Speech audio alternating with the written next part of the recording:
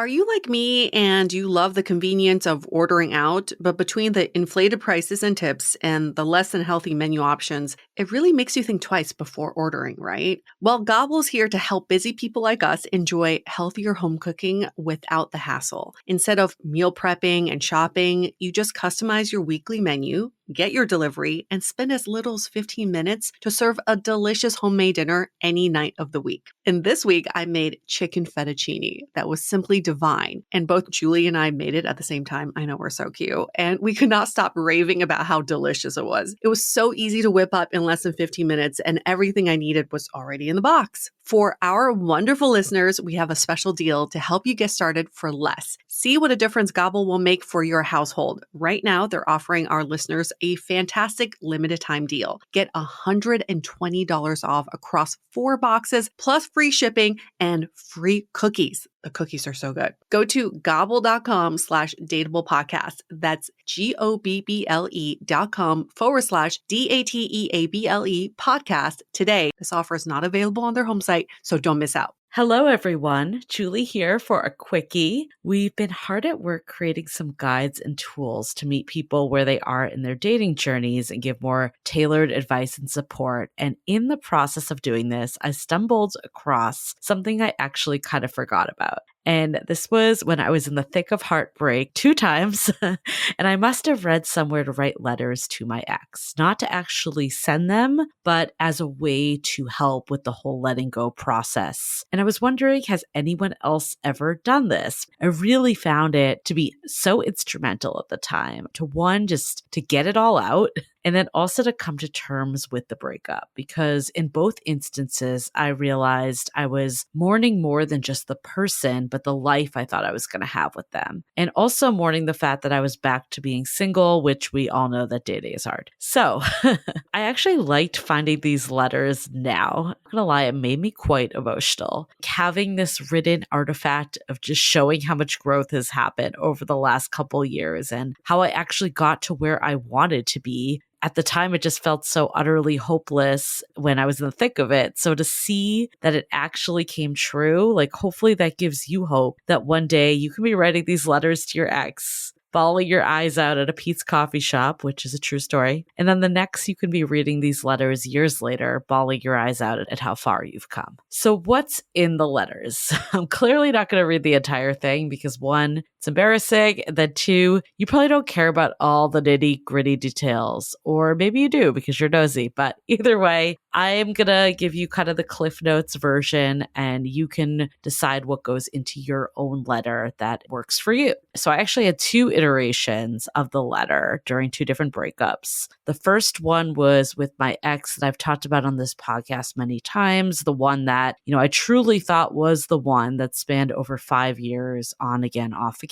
So in this letter, I titled it My Acceptance, and it started with, "This is me letting you go. This is me accepting that we don't have a future together." And then I went into specifics, also accepting the reasons we broke up, that they almost don't matter because at the end of the day, the commitment to make it work wasn't there. There's also acceptance of missing them and grieving all the good parts of our relationship. The most powerful part though, and I remember when I was writing this, it just made me be like, fuck, it all hit when I wrote this part. So I'm going to read this part. "This is my conceptualization, that someday I'm going to have a wedding and you will not be there. That someday I'm going to find someone else that makes me happy and will be there for me. Someone else will pick out my wedding ring. Someone else's family will be celebrating our matrimony. Someone else's friends will be in our wedding party. One day I'll share my life and happiness with someone other than you." And I don't know. I think there's just something that hits so hard about writing that down because you're like, I really am going to experience all this. It's not getting taken away from me because this relationship didn't work out. And I'm going to experience it with someone else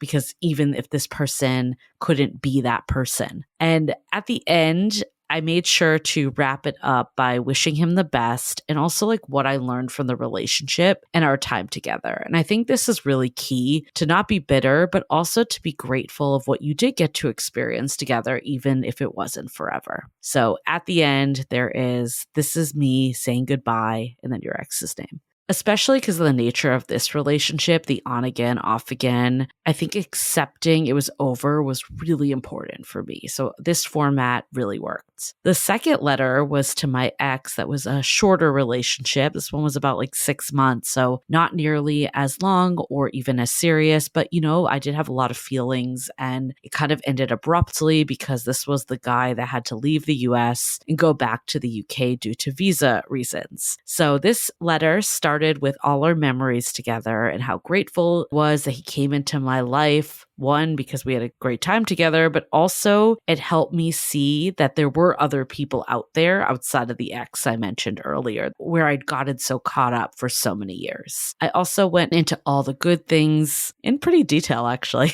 but it's kind of fun to read now. And then I also went into, though, what I didn't like about our relationship and some of the needs that I had that I was afraid to bring up at the time that were unsaid. I think especially because this one was a newer and, shorter relationship, I did suppress a lot, and also just where I was at that stage in my life. And again, because this letter wasn't being sent, it was really important for me to bring up some of this unsaid stuff because it helped me identify what was important for a future relationship, and also recognize that, yeah, of course we broke up because of these very external reasons of a visa, but at the end of the day, like maybe this wasn't actually the best long-term match anyways, which could help set me free. I did end on the note of what I appreciated and learned from this experience, similar to the other letter I mentioned above, because at the end of the day, the goal of the letters is to help you move forward and grow. So I think really want to emphasize, like, even if it's the shittiest of shit breakups, putting it onto the positive of what you got from this experience is the energy you want to be putting out there. So it is really powerful, I think, to look back at both of these letters and see what was missing and how it's so present in my current relationship. I think these letters helped bring the clarity to what I needed in a partner so I could look for that. It also allowed me to appreciate all the good times along my love journey. I think it's so easy to be like, that was a waste of time. It didn't work out the way I wanted it to. And I talked about this on another Quickie, but being able to see like positives from all these experiences and have that go into like who you pick the next time around and all that is equally as important as taking what you didn't like from the person. I also could see that none of this was time wasted, and it got me to exactly where I needed to be. So like I mentioned up top, we're working on these tools and support systems, so stay tuned. There will be more templates if you want to create your own letter and letting go ceremony. But for now, just write whatever comes to mind. Like you can use the